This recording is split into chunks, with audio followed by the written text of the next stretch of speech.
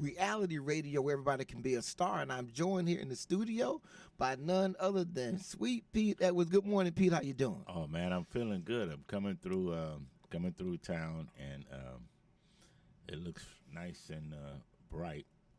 And I'm looking at some of the students that are out because it's kids football season. Yes, yes. It's cheerleaders season, and I want to tell our parents and mothers and future mothers and dads and all. Listen, when you see the kids out there and they're doing the right thing, support them. Yes. We got some homeless hustlers and all like that just want to hustle it. Right. But the kids are serious about trying to get uniforms and all. And Clint, I'd rather see them do that. You will too. Yes. And so, excuse me, they're out and about today. Some of the high schools had the pre-games last night and all. So I'm looking. I'm looking forward to it. It's a beautiful day. Some troubling aspects across the country, locally, some, but this thing across the country, and you're going to talk about it. I told you when I first was taking Tony's place for a minute that I thought this country was imploding, and I still believe that. I see it.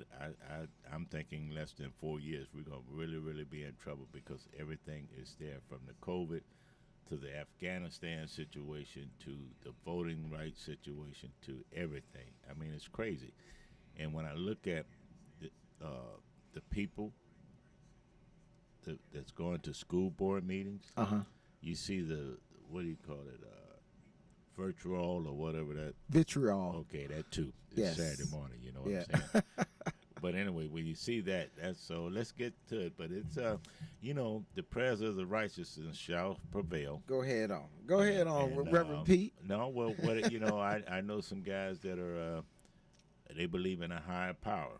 Well, yeah, and that definitely is a factor, and hopefully for most folks, I mean, that gets you beyond what your own personal physical limitations are. We like to view ourselves as part of a greater continuum, spiritually, physically, and all those kinds of dynamics. But you brought up the thing about kids, and we're in the back to school period right now. Kids are going back to college. Young adults are going back to college or starting college. Young kids are back in grade school, and then of course we have the kids' activities and stuff. And you touched on the support piece, and I've always said this: you can measure a society by how it deals with its young and its old. And I'm often drawn to watching to see how we handle kids. I'm usually thrilled watching the parents dropping the kids off. In fact, I may be one of the few people who intentionally drives through a school zone because I want to see the kids getting dropped off at school. Yeah, not only that, but to see how we're behaving as commuters and all. They put the new light right there at MLK and 26 for the library and Lomax and all. And so you got that stretch from Nebraska down to 34th Street, and you still have people wanting to speed through that. I just don't understand that. The lights are flashing, the bus drivers out there trying to do the best they can and all, and they're doing that. And then, of course, the other day I come through there, the young lady stopped and let her kid off in the middle between the two. Why would you do that? But even in that, and what I'm saying is when I go through the school zone, I'm looking at a lot of things. I'm looking to see how much safety the system is providing. How many crossing guards? Is there police officers? Is there a car? Does the car have on its lights? Then I'm watching the parents dropping the kids off, and who's putting the kids out the cars in the right way, in the right lane, and are there people trying to cut the line and jump in front of other people and mess traffic up? And then there are the other kids you see riding up on their bicycles, 2 and 3 of them, big backpacks, look like they're moving cross country, and they pedaling in as fast as they can to get. And I'm watching all these lives coming to one central thing. Oh yeah, get one of educated. The greatest joys you could have is when you see the veteran crossing guards. Yeah. Like my boy Alton down there on 34th by Potter. He's been there for years. Yeah. And so you're seeing first and second generation of kids. He's a military vet, no, but when you see those old timers, it doesn't faze them.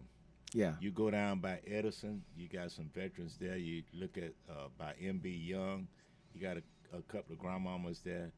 the 2 hours in the morning, but that's a joy to them. And it's what, and I mentioned the thing about how much safety, because I have this one school that I've driven by, and I remember when that intersection got a light. I was like, wow, they got some more safety. And then I watched, a year or so later, they got an extra drive-up lane for the drop-off line, so they would be out of traffic. So I was like, oh, that's pretty good. Then they added another crossing guard in the intersection, so 2 guards come out. And this year when I came through, Pete, there was a sheriff's deputy car sitting there with his lights going. Oh, they're not playing around. And I thought, all right then, now we getting safe. Look at your frat brother before he left office, Les Miller. Yes. His due diligence. They finally put sidewalks where they should be around Tampa Bay Tech, coming through Harney Road, or for a long time. Because that backs up that will back all the way. Tech will back out to Hillsborough. Right. So they finally put the sidewalks there. And what people don't realize, when you got kids walking in coverts and all like that, and the road drops off, that's a dangerous thing, because you do have drunk drivers during the day. So you and I both, and Miss Anna, we urge parents. Everybody is a parent when we're watching out for our kids' safety, whether it's parks, rec, school, church, or whatever. You got to do that, and of course, you got to watch out for the elderly. And Malcolm X always talked about by any means necessary, and people always thought that was a militant connotation. But it to me, it means by any means necessary to strengthen our community. Yes. Protect the frail and the elderly, the disabled children. So let's get into it, because I'm pissed off at Biden. Watch out now. Ease up now. You probably, for those listening in, and I know for you all folks listening, please feel free to jump over to Facebook and take a look at what's happened there, and see that I am live in studio. That you probably figured that out from the melodiousness of my voice this morning, and thankfully Anna didn't have to try to figure out why I'm breaking up as much. The camera right over here. I never knew that. Yeah, that's that. I'm totally used to looking at the producer to be. Yeah, you would. Yeah, so okay. So finally, Republicans should be happy. Joe Biden has given them a real issue to talk about. And that is how he's handled this thing with Afghanistan. Pete, the first thing you mentioned some history. So I thought Biden said a couple of things. He said, hey, there was an agreement in place when I got here. And I thought, wait, well, let's go take a look at that agreement a little bit. And that agreement pretty much made it clear by the time Biden got in office, either he had one or two options: bring home our troops or put in more troops. That's correct. That was it. That was the only two. Take home our troops, put in more troops. And America, the polls are clear. America wanted us out. But I don't think anybody wanted what we're seeing right now, Pete. What were your thoughts with this whole situation? When you look at the whole situation, I actually I thought to myself that Obama was going to pull out the second term. Afghanistan reminds you of Vietnam to me. All those brothers that died over there for nothing. A lot of our brothers was drafted, couldn't even go to college the whole bit. If they didn't have money, they went over and died for Vietnam for nothing, really. Yes. We got nothing out of it. Now we trade with them. When you look at Afghanistan's, that country has almost $2 trillion worth of minerals, whatever the world is going to need. So the plan was set in by Trump. Then Biden came in. I think two things happened. One, they underestimated the will of fighters like the Taliban. Number one.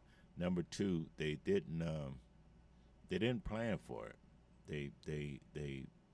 The plan was shaky from the beginning. I mean, you either have it set up where those interpreters and all can come out, or you don't. So from a Republican standpoint, really politically, we won't get much mileage out of it, because, as Biden said, the plan was already set. The only thing is they didn't do the intelligence right to get those people out. Now, some people will say, well, it's a bonus for Republicans because we can say, hey, we set it up, he blew it, and now he's going to cause Sharia law to be all over the place and the whole bit. But we should have got out of Afghanistan a long time ago.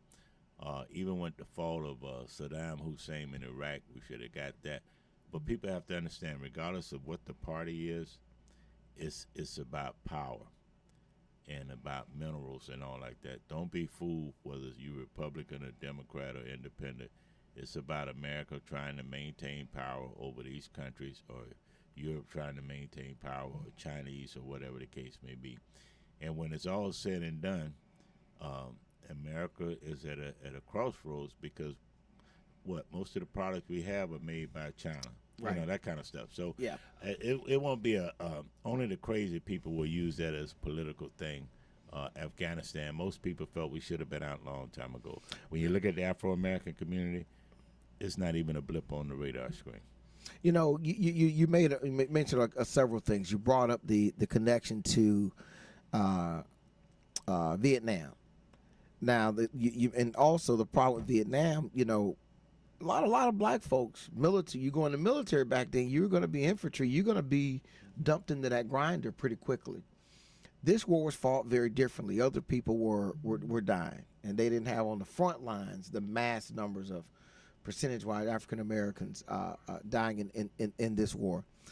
You also mentioned the issue about the minerals and control, and we had 20 years to influence that country and its culture to such an extent that they would want to maintain a relationship with us.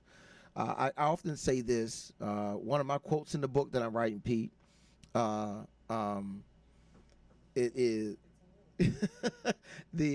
I'm back in the studio, y'all. Anna is using hand signals that I didn't teach her. So I don't know who's been in the studio teaching these hand signals. Where the cards you hold up to show what I'm supposed to do when I'm supposed to do it. All right. So anyway, but I was gonna say that if you don't give people something to live for, they will choose something to die for. The Taliban has picked something, and they're willing to die for what they're trying to live for. They're coming to fight. We didn't instill within the Afghan populace a sense of urgency in creating a stabilized society with which they would be willing to fight for when the time came. Now, surprisingly, guess what they're doing right now? I'm reading on the internet, they've taken back 3 provinces. There are people trying to fight now. And that's because of this, Pete. This whole Afghan army has been mismanaged. The corruption is staggering. And what was happening was the higher level military folks and government folks have been stealing money. All the time. He didn't even tell the president didn't even tell his boys that he was. I'm out, y'all. He telling no, and they all left. But just imagine if you woke up one morning, and everybody's gone. The administrators of your society, the county commissioners are gone. The city council members are gone. All the executives in your community, they're gone, and they're popping up in other countries with tons of money. But the foot soldiers in Afghanistan, the people, they were the ones left to bear the burden of this. Now, let's talk about you mentioned something about the plan. I disagree. I think they had a plan in place, and you're seeing the plan. They had planes and other things in position to try to move people in mass when the moment came. They knew the moment was going to come. It's just a matter of when would that moment actually hit, and that's what I think Joe Biden is trying to communicate.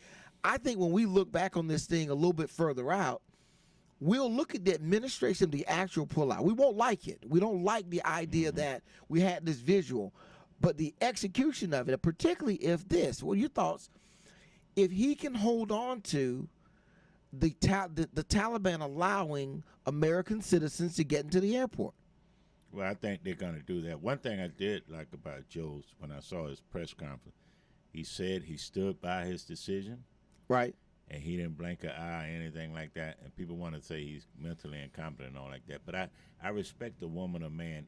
If you go to sleep and wake up the next morning and you feel confident about the decision you make, come hell or high water, I may not agree with it, but I like confident people that say, hey, you know what?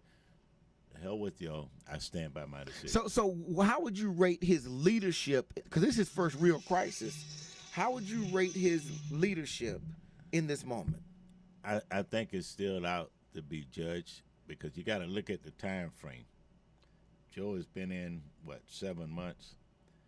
The only thing I question is, once Trump made that decision, when Biden came in, they should have been making more transitional people out. Oh, wait a minute. Are you bullying us, Anna? Yeah. Are you bullying us? Is that what that's supposed to be? No, we're going to take a quick break as we look at this. I told you this lady is tough, but I like sisters that are tough because you know when you're down in the trenches, they'll support you. So this is In Touch Radio News, and I'll remind everybody over the world, look, the new edition is out, Clint, and join us on Facebook, Instagram, wherever we at. If you see my picture, don't let that discourage you. Still listen to the radio show, whatever the case may be. We'll be right back.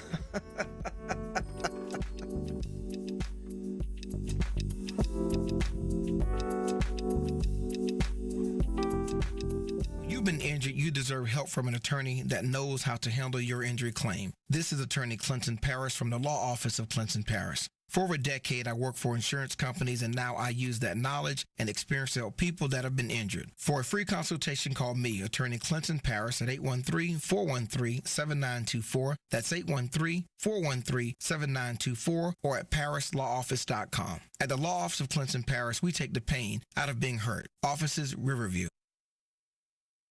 When it comes to reality radio, everyone is a star. I know that's right. On your smooth soul and R&B station. On the World Wide Web. Access granted. In Touch Radio.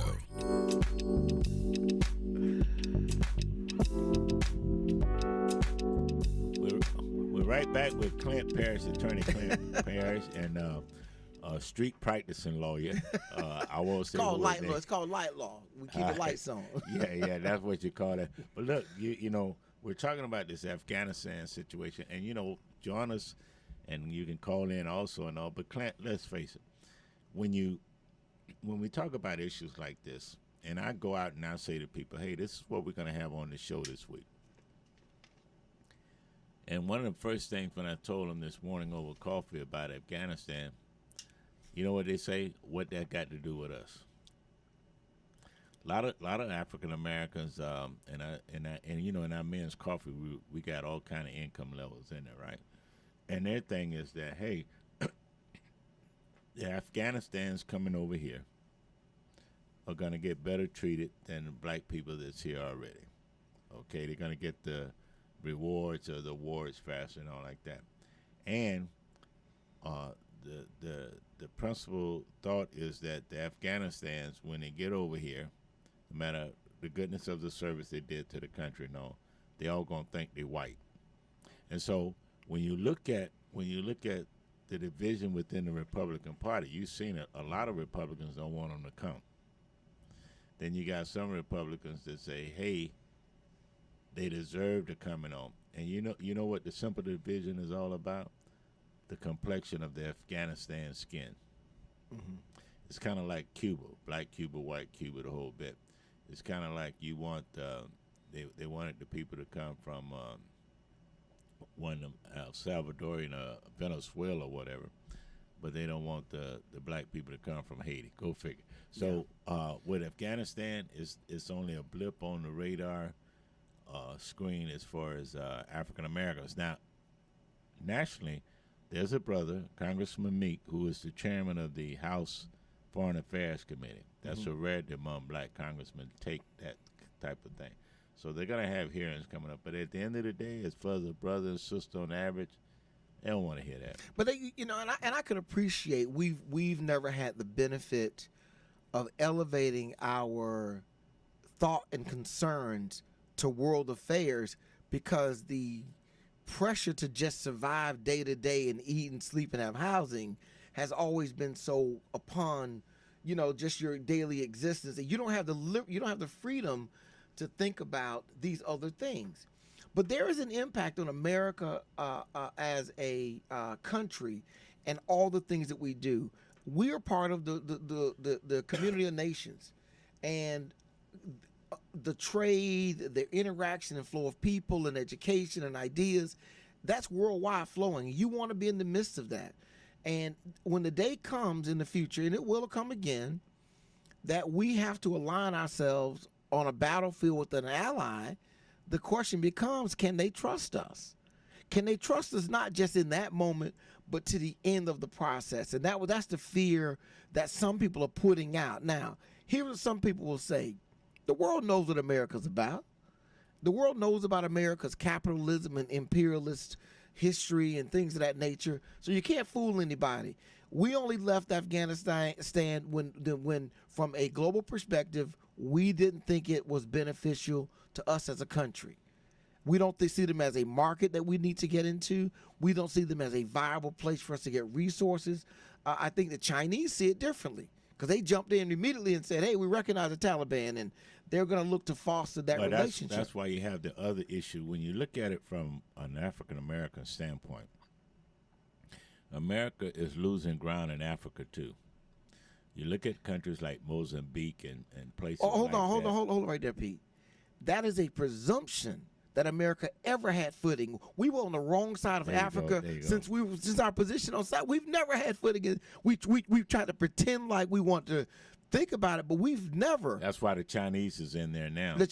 We've never. The United States, even when we policed the coastline in theory, trying to stop slavery, we've never really had allies in Africa that we could rely upon. I would say, I guess the closest would be South Africa. But you know what that's about. I mean, well, they got trouble of their own now. Yes, they have some trouble. The economy is dropping a little bit. They have some racial violence over there and all. And again, that's why America, in my opinion, regardless of party label, we're imploding because there's so much hate within the country itself. I mean, it is you can almost feel it like when you go out and the humidity is so high, the hair on your arm yes, feel like it's boiling over. And so that's what's happening. And when I talk to young people, they have no real sense of wanting to be involved in foreign affairs, period. Well, they can't now because they're so concerned about, like let's just take like my kids. Their biggest concern right now is getting through college. And as soon as they finish with college, they'll be thinking about, okay, where am I going to work? How can I survive on my own? How can I the liberty to think about these more academic and esoteric things? That's a luxury, Pete. For people that you mentioned to me today, and whether or not I was working 2 jobs because my kids are in school now. But if you're working 2 jobs, when do you have time to really think about world politics? You're more concerned about your local situation. And I guess where I was trying to get to with my initial question for you, and I thought I'd throw you a softie today, is Joe Biden's leadership meeting this moment from the Republican perspective, the leadership? Well, honestly, he's trying to walk a tightrope. I tell people all the time, if you look at the history of Joe Biden in politics and leadership, he would be labeled a moderate Republican today, kind of like Senator Edward Brooke, the black senator from Massachusetts. Right. And, so even the guy Danforth from Missouri. So Joe, he's a creature of the old Senate. And when you've been in it as long as he has and you know where the bodies are buried and you don't want yours to come up. So that's what it is. I think we got a call this morning. Caller? Good morning. Good morning. This is Carl chiming in. I listened to the show. Mr. Edwards and I going to turn. Y'all doing a good show. Put up some really nuggets there.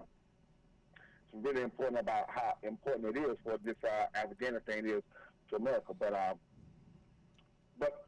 Joe Biden, he's doing what I like. He's being very presidential.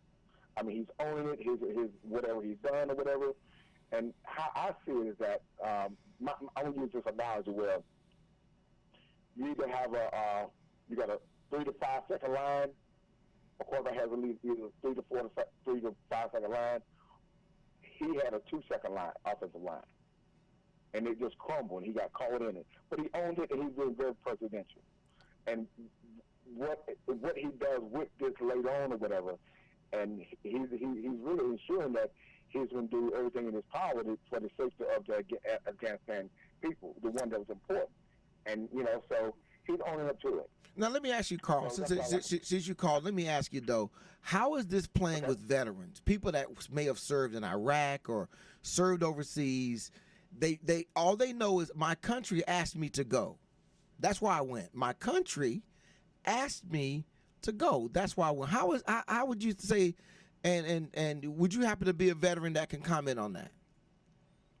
Well, right, because the situation, because the Taliban is Taliban catch these guys over the American soldiers or either any one of the Afghanistan soldiers, and they have assisted American. I mean, they're allowed to stay. So, so it's detrimental for them to get out of there. What about this, Carl? Let me ask you, though. Should we have put more troops in there? Because my understanding of if what I'm hearing Joe Biden say is the Taliban, they were coming in. So either we put in more troops to stop them, right, or we pack up and go home. So should they have put more troops in to stop them while we more orderly pack up and leave, or what should have been the other option? Or pack up and leave, because even with Obama, he has started bringing troops home. And then with Trump, he has started bringing troops home. So you can't turn around and throw the car in reverse. Well, Obama I thought he put like 40,000 more troops in there. At one point in time, he put a surge in into Afghanistan. So you think Joe Biden? I know you. Oh, you know what, Carl? I just thought about something. Joe Biden was your guy before South Carolina, wasn't he? Yes, he is. Oh, so you just coming for your boy Joe Biden? Oh, okay. See, all right. Full disclosure. All right. So you believe Joe Biden is meeting the moment from a leadership standpoint? Yes, he is. And he's been very presidential. I mean, just like you said, he stands square behind his decision. He didn't waver, because this decision was already in motion, and it was like I said, it was the benefit of the country. Mm-hmm. So we're in the middle of the game right now, so it's real hard to say. It's real hard to say how this will come out, Carl. So we appreciate you calling in and giving your comments. But I want you to call back in a couple of weeks when things are maybe a little bit different, and we'll see what you think of. See, he got away. He snuck in on me on that one. I forgot. This guy had been calling me way back when Joe Biden was in the tank, Pete. Joe Biden's going to pull it through. Joe Biden's going to pull it through. And I think he may have been one of the people that reached out to Clyburn and said, "Can you save my boy Joe?" And got Joe. Could be. Because I love to read history. When I look at all the presidential folks, regardless of party, it takes them about 18 months to really get going. Uh-huh. And so you look at different things that he's trying to do, he can't do, the makeup of the Senate and the whole bit. But at the end of the day, in one way, profits matter more than people. You mean money? Well, money or power or position. And is that a function of capitalism, or what is it a function of? No, I just think it's a function, whether it's capitalism or whether you're Democrat, Republican, whether it's communism, it's just one of those things. So I just think about it from that standpoint. And as I said many times, American can only save himself if people get beyond the hate and the color of hate. We'll be fine, but it may be too late. I really believe we're imploding. So people don't feel like, this guy Carl has some secret ability to call and talk to us. The call-in number is 813-444-9588, 813-444-9588. So if you want to call in and join the show, you can do so at that. Now we're going to take a quick break. I'll come back on the other side. I'm going to test Pete again and see how are these Republicans going to really take advantage of the chaos created by this. And guess what, y'all? I saw Kamala Harris. I actually saw Kamala. We'll tell you about it after this break. We'll be right back. That was a mistake.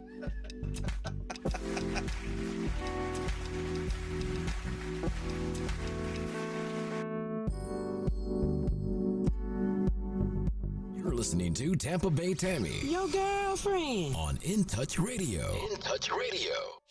Jacobs Production, in partnership with Trinity City of Praise and the African American Family Institute, presents a musical play, 10 Boys and One Girl, coming soon to the David A. Strauss Jr. Center for the Performing Arts, 1010 North Mercedes Place, Tampa, Florida, September the 18th, 2021. 2 p.m. matinee show, 7:30 p.m. late show, $25 general seating, VIP seating $50. You don't want to miss this powerful performance, a story of a man and woman raising 10 boys, one girl, through trial and obstacles.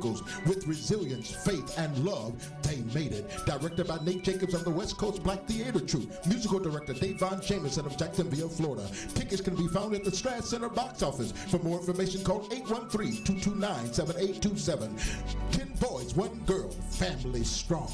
Listen to In Touch Radio anywhere. On your phone. I'm listening right now, man. In your car. I'll keep that going. On your computer. It's a new world, baby, and we are global. In Touch Radio.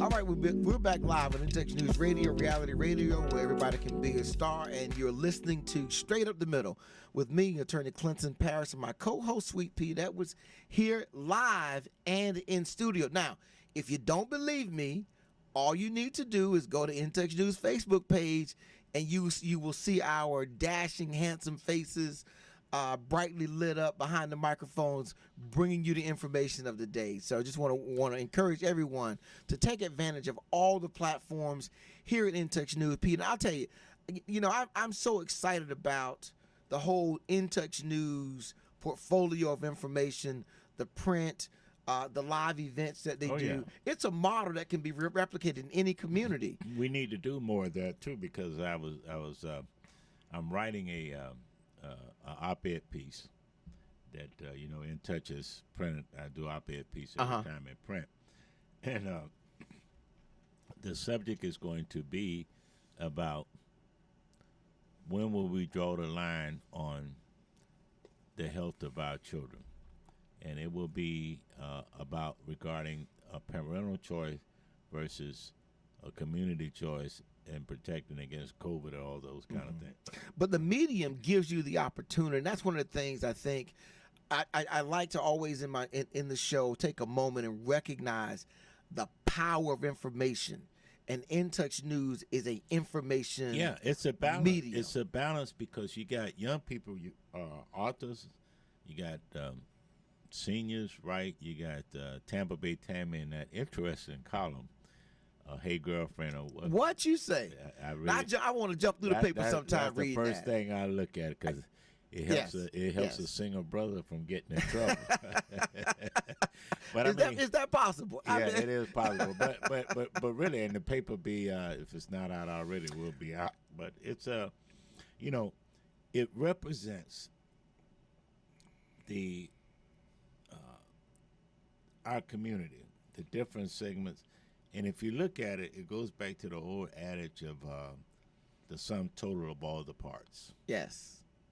And so you got it. So people can write in and all. And some folks, they think, well, you know what? It's a little bit too liberal for me. But if you read Daryl's column, especially when he writes from a real black man perspective, when he gets in it, there's a conservative lean to that. But there's a conservative lean within us in general, but always the media has been. And I think the other thing, and we're gonna get back to our topic this morning. The other important part is that the old school AM radio stations and print mediums are waning because they don't have the complete connectivity of all the things. In Touch News has live events. It has special events. It's just a vibrant environment of information, and I just like to point that out to people around the country who listen into our show and may not understand. Stepping out on faith, my brother. And listen, to be a part of it, and listen, let me say this: we walk in this studio, Pete. We get to sit in front of this microphone and say whatever in the hell we want to say. No one tells us what position to take and any of that stuff. So, with that being said. I guess I want to get back to Biden, because this thing with the whole Afghan thing, I think, is in my head, is it opening a door for Republicans to take advantage of, because really they've struggled to make something stick on Biden. Well, we shouldn't take advantage of it because it's a genuine split. And it's like a lot of issues within the party that's going on now. I've always said that in both parties, there are divisions. Some of them you can see, and then it's the underhand division that's going on and creating chaos.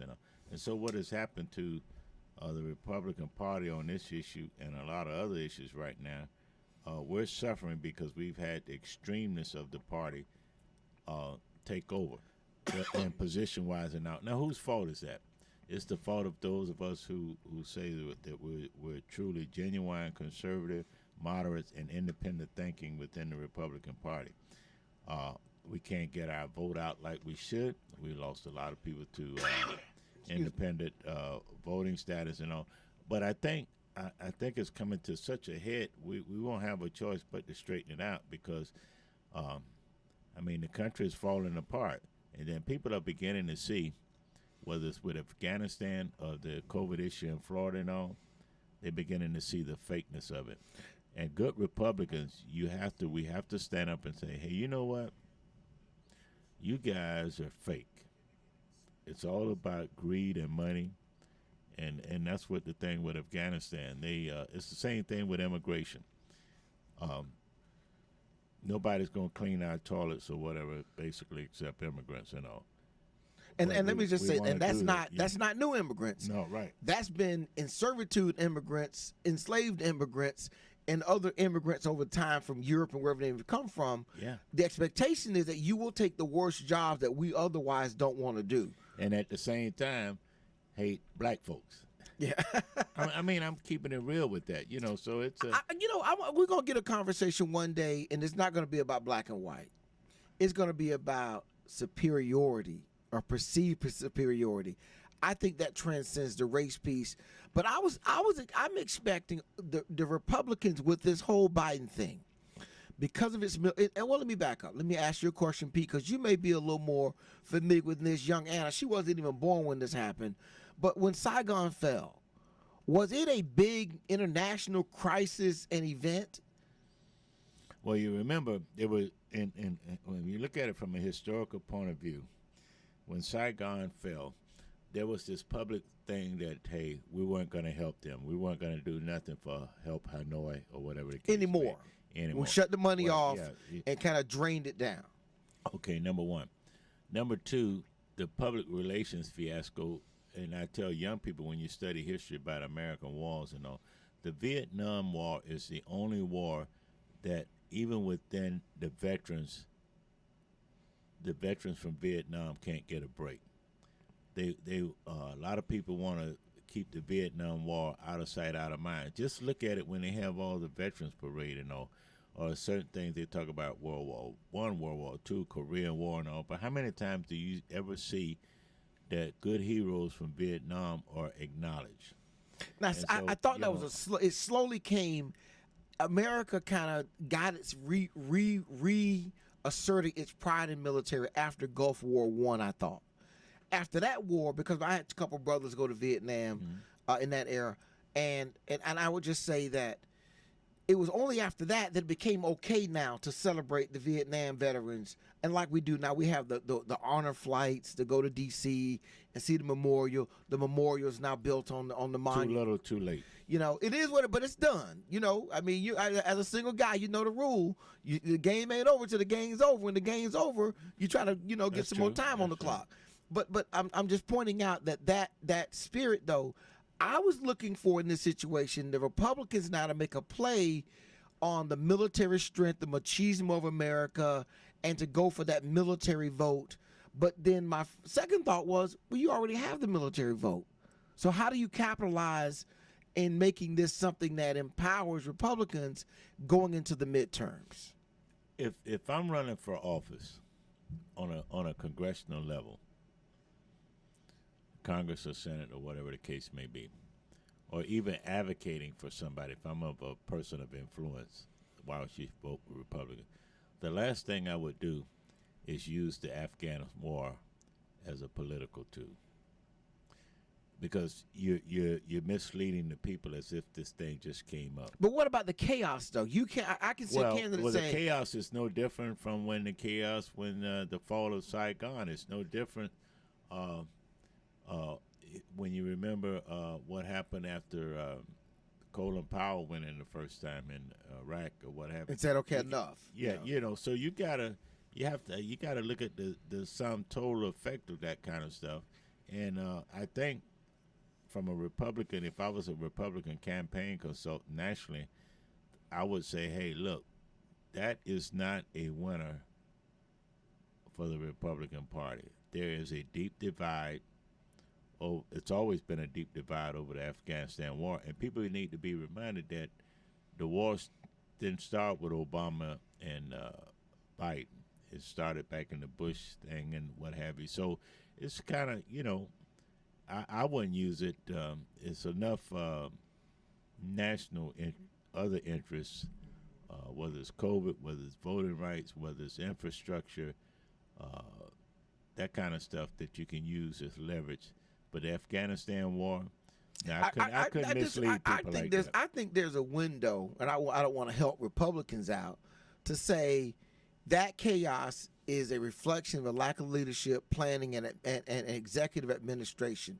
And if you don't want more of that, bring us in. Now, let me sidestep over though, because I don't want to finish off the day without us getting to the thing that got me bubbling. And I got to see Kamala. I was like, where's Kamala? Anybody seen?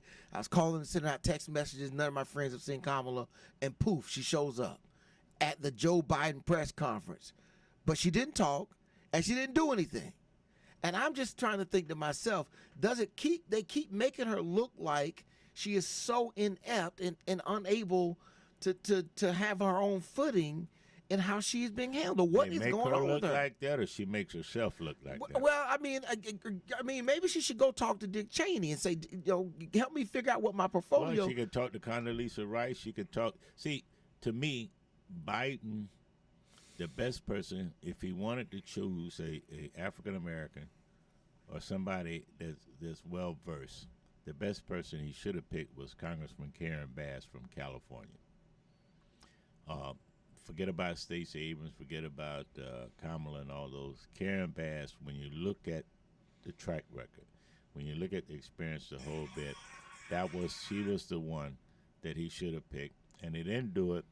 And I can tell you right now, I don't see Kamala being on the ticket at all. I don't see Kamala being on the ticket at all. I don't even see. He better not. Listen, he better not. He's not going to read. He better not take Kamala. He better not take Kamala off that ticket. Why would you keep? It won last time. You don't do it. Joe. Don't you listen to Pete, Joe? Don't do it. Don't do it. You want if get somebody else. If there are plenty of competent black women. But they won with her, and unless the polls say they won't win because of her, she gets to stay. The reason why they won with her is because Trump was so inept in doing some things. So right now, the Republicans haven't put out nobody. The closest you're going to have is DeSantis. I'm telling you, it'll be a cakewalk if Kamala Harris is back on the ticket. Whoever represents the Republican Party, it would be, the percentage would be, forget about trying to suppress the vote. They won't have to. Oh, wow. Listen to that. All right, real quick. You heard me. Listen, Anna waved her hand. Let's go on a break there. No, she's trying to get rid of us. 2 minutes to the last break. Okay. 2 minutes before the last break. Well, you haven't been in the studio. You haven't been in the studio for a while, but if you sit where I sit, you come humble right in the door. And then you know what brother said. At the end of the day, you better respect that sister. You know what? Let's do that. We're going to take this break, Pete. Yeah, we're going to let's talk about Haiti when we come back. We can do that. Another bad situation. Oh boy. All right, Anna, what are you taking us out on? Pretty. That song I like. I'm saying all the time. We'll be right back, y'all. I love it.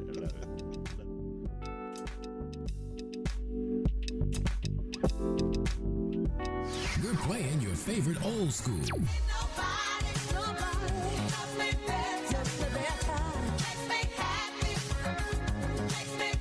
Today's R&B.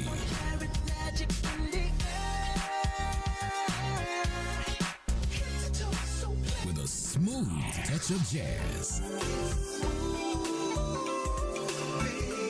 You're listening listening to In Touch Radio. Excuse me, but do this station keep you in touch? A lot. How do you like the music? A lot. Do they play your favorite songs? A lot. And in just 2 words, how do you like the station? A lot. There you have it, folks. The moral of the story is our listeners like us. A lot. In touching you 24/7 on the World Wide Web. We're In Touch Radio. Oh, boy. Saturday morning. Coming back for those of you who might have had a magical moment during happy hour last night, and especially if you didn't get locked outdoors. Welcome to In Touch News. Straight what? Straight up the middle. Okay, because I had to learn the hard way listening, not straight down the middle, straight up the middle. Hope you had a nice Friday, after work and whatever. But don't forget that there's still work to do every day. If you like to party, then put in the work and volunteering and all too. The party will take care of itself. But if you don't work, you're in trouble. Now let's talk about this Haiti. Oh, Lord. I mean, it's hard to talk about anything in Haiti. We're talking about all the things in Haiti. That Haiti starts out from such a bad position, and then you have a number of things that they don't control. It doesn't control that it's in the middle of Hurricane Alley. It doesn't control that. That has nothing to do with whether they're good, bad, efficient, whatnot. They have no control of the fact that they're the only place in the Caribbean that's on an earthquake zone. They don't control that piece. Mm-hmm. Then you add into that the hundreds of years of international oppression of Haiti. It's just in a tough situation. Well, they're going, the oppression comes in 2 forms, international and internally. And so you go back and look at the Papa Doc Duvalier. Yes. And then when his son came in. But Papa Doc didn't fall out the sky. Somebody helped him become the guy there. And that was the United States. Well, yeah. I mean, it's no different than what the country did with Noriega. Okay, so start with Papa Doc. I think starting with him and then when his son came in and even after that, no. It's similar been leadership like a lot of those type of third world countries where the rich get richer with yes. and then they go to France or whatever the case may be. And what I tell people, when I look at Haiti from a perspective of unity with African Americans, they have no unified coalition with African Americans. Because they were founded by the French. Well, not only that, but yet they were founded by the French, but the attitude is that it's kind of like with African countries. They really don't see Native Black Americans as their equal.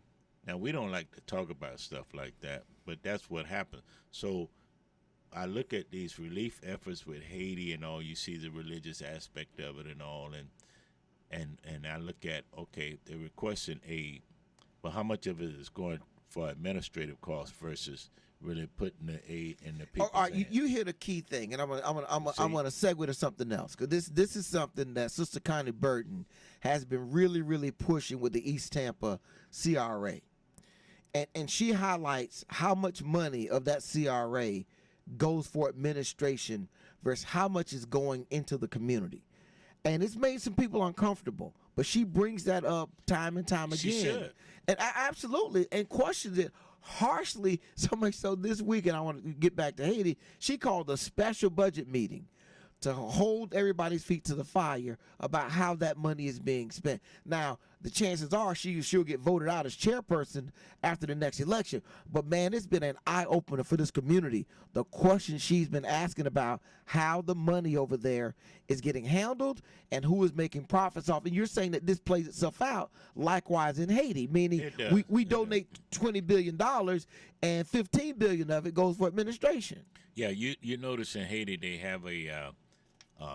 have some I guess consumer products or whatever they push, and then they had the tourist thing and all. But when you look at the structure of Haiti, it's always been it's kind of like a poor version of the Dominican Republic, if I can say, where the people, the upper echelon within the system in Haiti, reaps all the benefits. Okay, so you're on to something, which is a worldwide issue. America is unique, and it's drifting away from this, where you have a vibrant middle class. But in most countries you go to, there is an elite class that has most of the money in the education, and there's a servant class that services the people in that elite class. And in the middle, you don't have a lot of people, and there's very little transition from the bottom up through the top, because the top piece makes sure that the rules are set to keep, and America's drifting that way as the middle class shrinks and the lower class or lower income group grows and the upper income group solidifies its power. Now, I'll tell you something.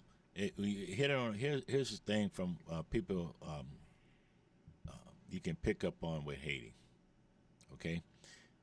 Haitians would be generally, if it was not for the color of their skin, would be generally considered pretty much conservative like Cubans. Okay? So they, from a Republican recruitment standpoint, historically, when they come over, they're generally conservative. They're either generally conservative Democratic or they're conservative in their thought process, and they vote Republican.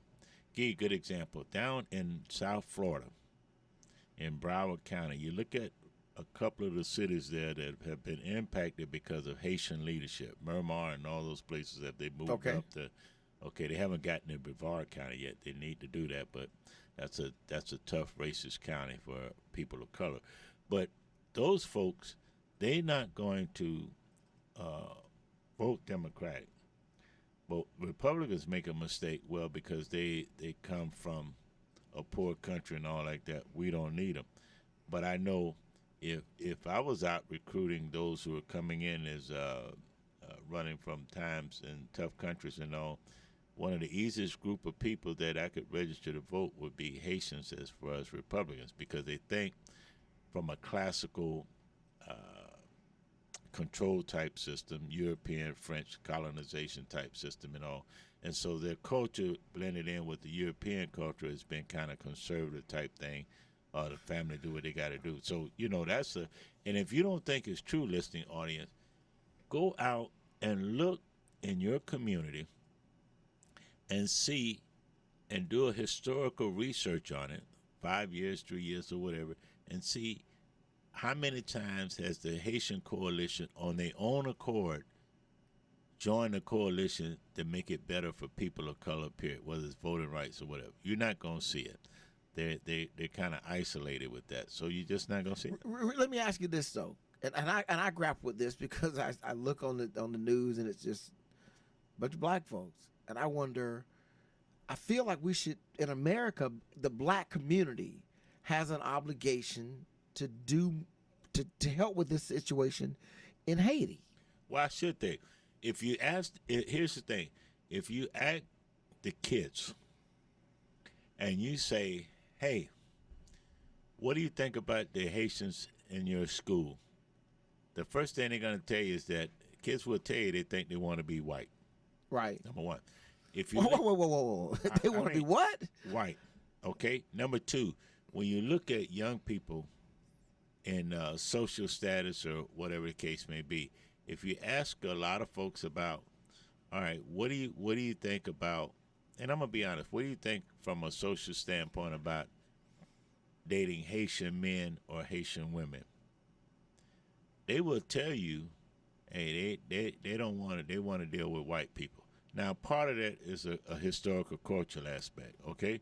But the truth of the matter is that because the way that the country is set up, the way they've been indoctrinated or whatever, they take the position that from an economic standpoint, and maybe from a social elite standpoint, they can benefit more by dating people outside of their color than they can inside.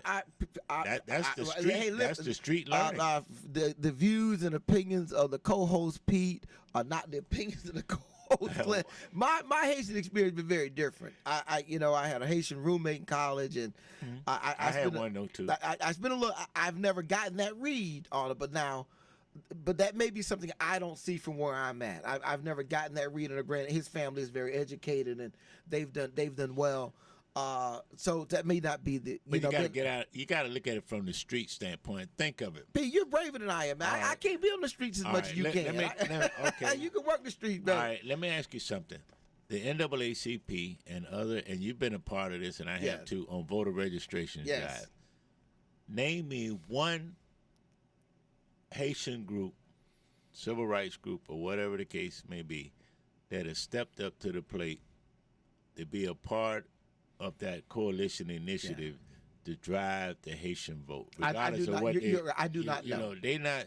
They're I wouldn't say as much isolated as is in case the right word to use, but they're close knit.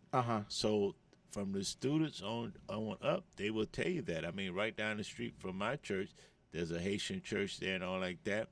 They came down to get an idea about the zoning and the planning of the block or whatever, and then they went their own way. They took an old bar and rebuilt it all. But they're very self-contained. Right. And so you don't see them in the civil rights movement. Now we can disagree or agree about why that is happening, but it's the reality of it. Well, a little bit of that, like I said before, democracy is an unnatural decision-making mechanism. I've often said, if I'm riding in the car, I'm driving, my wife's passenger, the kids in the back seat, and we're trying to figure out where we're going to go to eat. You got 3 votes in the back seat saying ice cream, but the only person that's got to pay for that is to be up front driving. But they've got an equal vote like I have. So there's some dynamics to democracy that lends itself to have people question it. Also, you got to look at their historical experience. They come out of a very corrupt, tumultuous community down there, and within themselves, they may not have a structure of democracy versus Republican, and it's a different kind of a dynamic. So I want to defer to that. I just wonder about other people feeling what I feel about the need to support. Well, we somehow. need to help them in ways that we can see tangible results. Good luck with that one. Yeah, that's where you're going. And if you can't do that, and there's some talented students down there, but I can assure you, when you go down in South Florida, in fact, my relatives down in Liberty City, they had this thing where it was actually a natural conflict of the Haitians moving in and trying to get more power in Little Haiti versus regular black power in Liberty City. Got it. And so that's normal. It's normal. You said you're dealing with that's power. when you're talking about teaching our kids from a historical perspective and a social perspective and a reality perspective. You got to teach all that, and you got to work it in there somewhere so they'll know it. But I mean, I think what you're going to see is very limited American involvement, even with Biden there. Now, last time I thought George Bush and Bill Clinton raised money for the earthquake victims. They joined up. Bush 1 joined up with him to raise money, and it disappeared. Not only that, but look at did you look at the economy at the time in America that sent in supplies and all like that? That was a boost to us, but it was by design to disappear. Wow. People take no different than Afghanistan. Take the money and run. Well, listen, it is good. It's wonderful, Pete, to be back in studio with you today, and hopefully we can maintain a live presence here. And, of course, for those people listening in, you get to see us in vibrant fashion on Facebook and on YouTube. So I want everybody to stay tuned and join in with us. Pete, you want to close us out? Well, tune in. Don't forget the paper is out. Those of Monday, and those who want to advertise, well, what you waiting on? I mean, you can advertise with or without Clinton our picture. If you want to do that, we'll put a little quote in there. But seriously, folks, we're lifting up the Tampa Bay area, and believe it or not, you have an opportunity to be a part of it. Right. Don't think everything is fancy. All of us have work to do to build our community. You can't complain about the outsiders if we haven't strengthened ourselves from the inside. That's the way I look at it. All right, then. We'll be back live next week. See you. Live next week. See you. Mike Stern.